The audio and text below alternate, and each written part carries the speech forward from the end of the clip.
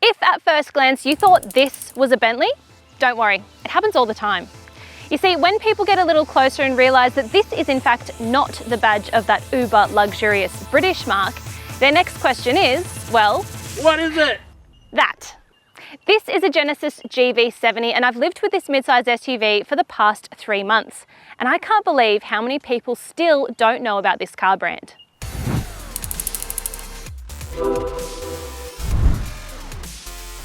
Genesis has been a staple on Australian roads since 2019 when its parent company Hyundai introduced it as a standalone luxury brand to take on the big name Euros like BMW, Mercedes-Benz and Audi.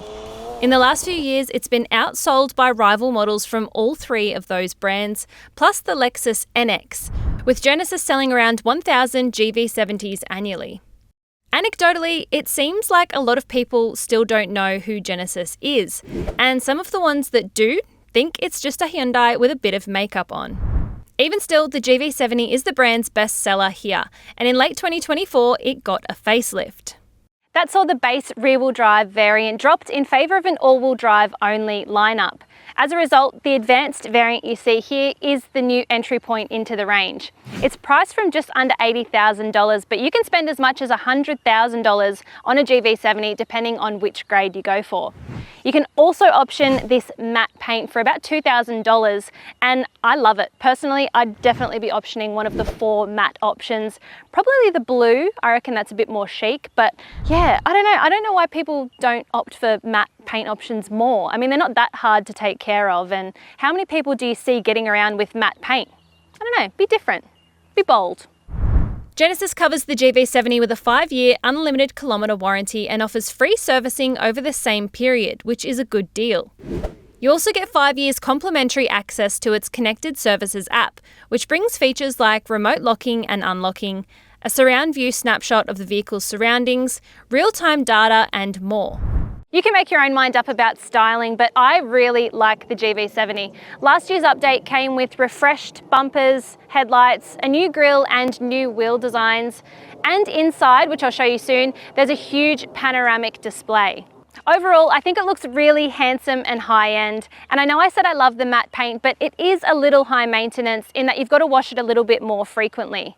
The only thing I think that really lets down the exterior, and this is very much a me issue, is those wheels. The 19-inch alloys, they're just a little plain and bland to me that I think they kind of let down what is otherwise a really lovely car. Under the bonnet is a turbocharged 2.5 litre 4-cylinder petrol engine, and that's the only powertrain you can get in this base model. Every GV70 comes with an 8-speed automatic transmission and all-wheel drive. Honestly, I think that this powertrain will be more than enough for what most families would need performance-wise, and I think that you'll be satisfied enough once you get behind the wheel. But if you really want a hotter GV70, you'll have to spend at least another 20k to get the twin-turbo V6, and that's promised to deliver 5.2 second 0 to 100 km/h acceleration times, and that's a full second quicker than this car. But I don't know, you do get some more standard equipment, adaptive suspension, a nice suede headliner and things like that, but that's still like 20k for 1 second. So I don't know, the math ain't really mathin' there. Before we head inside, there's a few random things that I've liked and disliked about this car while I was living with it, and I'm gonna show you. One of them, every door on this car has keyless lock and unlock feature. So you can have the key buried in your handbag, which I almost always do, and then you can just walk up to this door, that door, any of 4 doors and be able to get in like that. But for whatever reason, and I've been trying to replicate this, I had a lot of trouble with the driver's door. So now I've just locked it again, keys in the bag. I'll walk up to it after being in the shops or whatever, and then try and get in. It unlocks now, of course, but there was so many times where I'd be standing there for ages going like this. It happened to my partner too, so it's not me and it's not a handbag issue. I don't know what the issue is, but I can't show you right now. You have to buy this car and experience it for yourself, I guess. I don't know. The other thing, just fish that key out again, is, and this is not exclusive to Genesis models, a lot of Hyundais, some Kias have it too, is remote smart parking assist, which means you can move the car just using the key. My only question is, if you have a few drinks one night and someone asks you at a party, can you move your car? And you walk out and you do that. Is that drink driving? I don't know, let me know in the comments. Inside, the GV70 makes a striking first impression, and no one has believed me when I tell them that this is the entry-level model. It feels very premium, and I think it's something to do with this light coloured leather interior, or it's leather appointed, I should say. But I think there's just something about seeing light materials that automatically make it feel more posh and upmarket. Only trouble is you see everything on this light grey material. So like the exterior, the interior of this car is a little high maintenance as well. And you've got to wipe down this leather appointed trim fairly often, I guess, depending on how dirty you are. But even when we picked this car up 3 months ago with about 8,000 kilometres on the clock, I could already see some dirt marks and things on the seat, so I had to give them a wipe down. But yeah, if you've got kids in here, that could be an issue. The good news is though, you can opt for other colour interiors. So there's black, dark grey, or there's an urban brown. I think that's what I'd be going for in my GV70 if I was going to buy one, because I think that looks really classy. There are little touches in here that to me really elevate the experience and have made the last few months feel really blissful. This electric adjust steering wheel is one of those things, as are the heated and ventilated seats in the front row. Something I haven't enjoyed as much though, at least in the beginning before I got used to it, was this gear selector and this dial here, which is actually to control the touchscreen. But they are so similar in feel that if you're trying to do a 3-point turn and obviously trying to do it really quickly, you might accidentally grab this one instead, which I did a first couple of times. You get used to it. Cabin storage is okay, but it's not fantastic. And I feel like this center console layout has more potential. There's a bit of unused space around, and if you like to carry little knickknacks and things like I do, there's not a lot of places to put things and keep them in place. This sunglasses holder has come in handy, but this lidded armrest has just become a big old mess because I've ended up having to stuff all these little things inside. And yeah, if you're like me and you like to carry chewing gum and chapstick and tissues and just bits and bobs, you got to kind of stuff everything in there or take up a cup holder, which is also annoying because I also have drinks. So yeah. There's some more space in the glove box, although that's not really spacious either. And then you've got door pocket storage for all 4 doors. But yeah, I know a lot of people will find this relatively clean and uncluttered layout nice, but I just feel like it's a missed opportunity.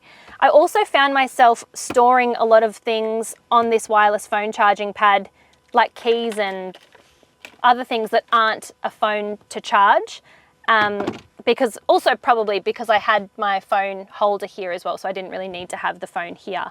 But yeah, I just was storing random things here because that was the only really space to put them. I don't know. Storage is not my favorite in this car. When the facelifted GV70 arrived, it came with this huge 27-inch OLED display, and that's a real centerpiece of this interior. It's also a huge improvement over the outgoing model. So if you're into tech, it's a good thing. It's intuitive, the graphics are good, and it's capable of over-the-air updates. But it's not the most advanced system, especially if you start pitting it against some more expensive Euro rivals, but even some of the cheaper Chinese rivals that are coming to Australia right now, they all have, most of them, have more advanced tech systems than this. I mean, you can't stream YouTube or draw love hearts on a sketch pad like you can in some other vehicles, but I mean, how often are those gimmicky little things being used anyway?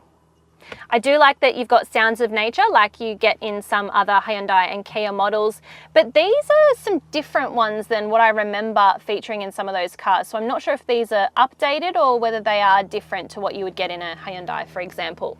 I also like the quiet mode in this car. So if you've got people sleeping in the back or children in the back, I've actually created a shortcut on the steering wheel. So while you've got the music turned up, you hit the button here and it'll filter all of the sound through the front speakers, so it keeps it quieter in the back for them. I also love the fact that this is actually a touchscreen and you don't have to rely just on this rotary controller, because I really couldn't get used to it. And I only realized a couple of weeks into the loan of this car that the top of it is actually touch sensitive. I wondered why every time I was in Apple CarPlay and I was selecting things or trying to use it, it would just seemingly jump to different things, and I thought this thing is broken. But then I realized it's touch sensitive. So if you go into the maps, for example, it has to be in the Genesis menu as well. You can't use this in Apple CarPlay for writing per se. So if you go into maps, you can type in your addresses or draw, I should say, the letters. But you've got to be really precise, otherwise it won't pick up the right letter and it will just be a jumble of words. Honestly, it's probably easier to just use the voice assist and say it, or use it to slide around and actually select each letter.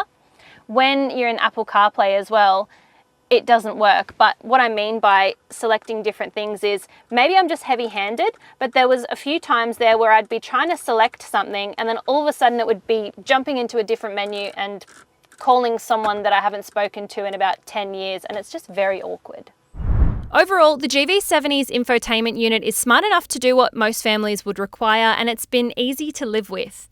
I must say though, on a few occasions when starting up the vehicle, it's taken a while to come to life, flashing up with a black and white screen like you'd see on an old school TV for a few seconds before whirring to life. There were a few occasions where the wireless Apple CarPlay wouldn't fire up either, or it would just cut out mid-drive for no apparent reason. That was annoying. Again, the instrument cluster isn't the most technologically advanced in the luxury SUV segment, but even still, it's obviously fully digital because it's part of that whole display, and you can shuffle through a bunch of different view options. It's not super customizable, but I mean, you can watch what's happening on the road in front of you via a front mounted camera if you really want to, although I'm not sure why you would want to do that while you're driving. It does come in useful though when you're parking and trying to navigate tight spaces.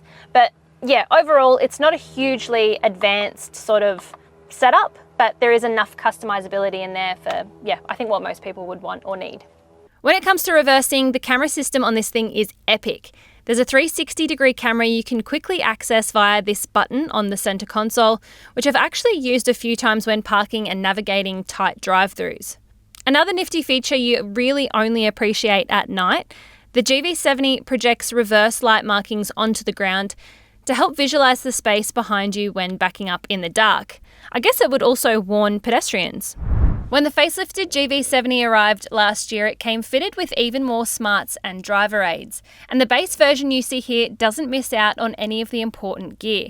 It also comes with a 5-star ANCAP safety rating. The spacious feeling in the front row extends to the second row, and there's enough space for a pair of adults back here with room to spare.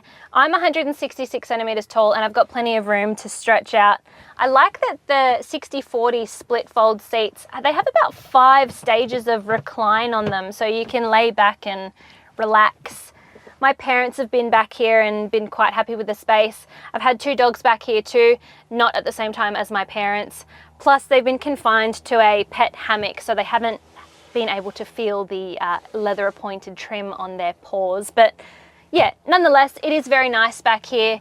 There's a few other little neat touches and amenities too. You get these sun blinds and yeah, all the basic things you'd normally get: ISOFIX, child seat anchorage points, a pair of USB-C ports, air vents. You don't get things like separate temperature control or anything like that.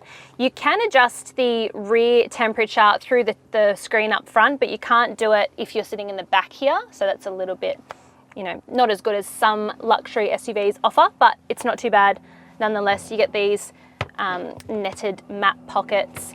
And the other cool thing is, again, this is on some other vehicles, Hyundais, Kias, you can move this front passenger seat from the rear seat. So yeah, if you're in an Uber of one of these, it comes in handy, so you can do it yourself. Nice. And another random tidbit I forgot to mention earlier, this will be a problem if you frequent neighbourhoods with high-rise curbs or garden beds and things of the like. These doors come down really low and curve around. So if you've got kids and passengers getting in and out willy-nilly, just be mindful of what's around and maybe warn them before they go swinging their door open. We talked about access via the doors before, but now let's talk about the boot. The button is up here, not down here, so you might be fishing around under here like I was when I picked up the car and forgot that it was actually up here. If you've got the key on you, you can also do the hands-free kick function as well. I don't have it on me right now, so we'll just use the button. Electric tailgate, even on the base model, which is really nice. And the boot in the GV70 is really good too. 542 litres of cargo space. There's also some hooks and tie down points. There's only really 2 hooks, one on either side, 4 tie down points. I like that you can fold down the seats quickly via these handles here, and you can cover anything up with that cargo blind, which is actually removable easily as well. The other thing I'll mention, if you get something like a little present for your partner at the shops and you need to hide it from them, or maybe it's a present for yourself, check that out. There's a little space under there. Obviously it's got to be something quite small, but I must say I have hidden something under there before. The GV70 comes with a first aid kit and this lovely safety kit in case you ever need it, both of which Velcro to the carpet to stay put. So the GV70 is luxe from front to back, inside and out, but what's the story from the driver's seat? Let's hit the road. Plush, serene and comfortable. That's the GV70 in a nutshell. When you first take off and you're cocooned by its lush cabin, the driving experience is one of calm. I will preface that by saying, however, there is a bit of a sequence in which you need to turn some of its annoying safety systems off in order to achieve that level of calm. And yeah, as I said, it's a bit of a sequence which I've developed, and it goes a little like this. First, I hold down the mute button, the volume mute button, and that will turn off the speed alerts. So I'll do that because that just beeped. And then I also turn off the lane assist by holding the lane assist button 3 seconds or so, a couple of seconds. That switches the lane assist off because that can get a little bit intrusive at times. Then, depending on my mood, I'll also switch off the driver monitoring system, which is a little camera that sits just on the steering column here. And pretty much whenever you're not looking at the road, bang on straight ahead, it'll beep at you. Although I say that, it's actually one of the better systems that I've experienced. It really only beeps and bongs when you're really like not paying attention, doing these ones or something, which, you know, why would you be doing that while you're driving? You wouldn't. Genesis made a bunch of changes to the GV70 last year in a bid to improve cabin ambience. It added something called anti-phase sound waves, which sounds like a load of nonsense, but it essentially works like noise-cancelling headphones for the cabin. So it adds in some anti-phase sound waves to cancel out road noise coming in, and that comes through the speakers. There's also other things like double laminated acoustic glass. There's triple layered weather stripping on the outside and extra reinforcements for the body of the car. So all of those things are said to play a role in making it a quieter experience on road. And I can tell you all of that has made this car very peaceful, especially on smoothly surfaced road. Right now we're on a coarser chip surface, and that's where you'll hear a little bit of road noise, but it is still a lot nicer than a lot of vehicles I've driven on roads like this. So once you've set your preferences and you've got it set up the way you want to do, you can start exploring its capabilities. And that's when the GV70 reveals its sportier and a little bit spicier side. It's got the go to match the show. If you want potent performance, as I already said, go for the V6. But if you want something a little more efficient but with enough gusto to still put a smile on your face, the 4-cylinder has you covered. Look, it's not outrageously fast, but there's been a fair few times where I've had to speed up to merge into traffic or overtake someone, and every time I've been impressed at just how gutsy this 4-cylinder is. After all, 6.2 seconds from 0 to 100 kilometers an hour is no slouch. The 8-speed automatic is responsive and pretty quick to shift, but there's been moments of turbo lag that have sort of dampened the driving experience. It's just occasionally you'll be left wanting momentarily before it suddenly goes, and then, you know, you're going. Pop it into sport mode and it sounds a little tougher. Even if, yes, they are just synthesized exhaust notes filtering in through the speakers, you know, still sounds a little cooler. Sport mode is what I've opted for on the rare occasion that I've tried to drag someone in a set of lights. Only because I needed to, I promise. It's helpful in the way that it lifts the revs, increases the throttle response, and it just holds gears a little longer. This is not a high performance car, but it does a good job of fooling you into thinking it is one. And when you get off the gas in that sport mode, you'll tend to hear a few little burbles in the background, and it just enhances that sporty feeling. It's pretty impressive when you start to push it around corners, handling with a lot more athleticism and a lot less body roll than you'd expect from a family-focused SUV. There's plenty of grip from its Michelin-wrapped 19-inch alloys, and the steering, although it's on the lighter side of things, there's still a nice amount of feedback, so it keeps the drive engaging and you sort of feel what's happening underneath you. The base GV70 misses out on the more advanced adaptive suspension found in V6 models, but its passive dampers deliver comfort in spades, taking the edge off sharper bumps and doing a great job of cloaking passengers from poor road surfaces. Over the months I've had this car, we've actually improved on the GV70's combined fuel consumption claim, and we've got it down to 9.5 litres per 100 kilometres. Now, unlike many other premium cars, it is recommended that you use 95 RON fuel as a minimum, but you can put E10 in this if you really want to, although probably go the 95. Don't cheap out. If you are really into efficiency and you want to get that fuel economy down as low as possible, there is always that eco mode that you can use, and that dampens the throttle and changes the shift pattern of the transmission. It also can limit the climate control sometimes, but for the sake of a few dollars, why be uncomfortable? Just spend a few bucks and be comfortable, yeah? Why not? Life's too short. Visibility in the GV70 is great. There are a few minor blind spots back in those C-pillar regions, but I mean, they're not too bad, and you've always got blind spot monitoring to lean back on or fall on if you really need to, although I do always do a head check, so that's something I will notice if there are blind spots in a car. There are also these blind spot view monitors, so when you put the indicators on the instrument cluster ahead of you, it'll flash up a little image of whatever's beside you because it's got a little camera that it uses on the bottom of the side mirrors. I just don't find that system useful. I'm not sure if people really enjoy using that. I don't, because I'd rather turn my head and see exactly what's happening, because I'm not really looking down here when I'm about to turn. I'm looking at what's happening around me, which is what you should be doing. But yeah, for the most part, visibility I've got no issues with. I like the fact that you can put the seat up really high. You can also put it quite low, so you get this nice engaging driving position, and yeah, I like to sit nice and low, so this suits me just fine. If you intend on tackling some off-road terrain, you'll be glad to know that the GV70 offers snow, mud and sand drive modes. I didn't venture off-road, and I doubt many will drive over anything tougher than gravel in their GV70, but hey, there's a little help there if you need it.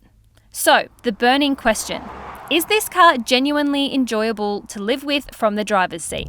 Well, it might not be perfect, but from here, the positives far outweigh the negatives. It's classy and luxurious enough to stand up against things like the Audi Q5 and BMW X3. It's also got the performance and dynamics to match, even if it's not as fuel efficient as some of those rivals. So yes, I have enjoyed driving the Genesis GV70. Having to switch off a few irritating safety bings and bongs is a small price to pay for what is otherwise a very impressive package. Considering I've seen a total of about 4 others since I picked this up 3 months ago and had so many people ask me what it is, it's clear that Genesis still has some work to do when it comes to brand awareness in Australia, particularly when there are so many challenger brands arriving with often more palatable price tags. Those that do know about Genesis could also be grappling with preconceptions that it's just an overpriced Hyundai. If you're in the market for a premium mid-size SUV and you're looking at an Audi, Benz or BMW, heck, maybe even a Mazda, the Genesis GV70 should be on your shopping list too. At least take one for a test drive and see what you think. You won't find many, if any, luxury brands that can match the value equation on offer here. So, now that I think about it, I might forget to hand the keys back to this one. Thanks for watching. Give us a thumbs up if you enjoyed this video and consider subscribing to the channel so you can see more videos like this. And while you're there, let us know if you already knew about Genesis, or maybe you clicked this video because you were trying to work out what is that car? Even better, let us know if you would pick a Genesis or one of its European rivals.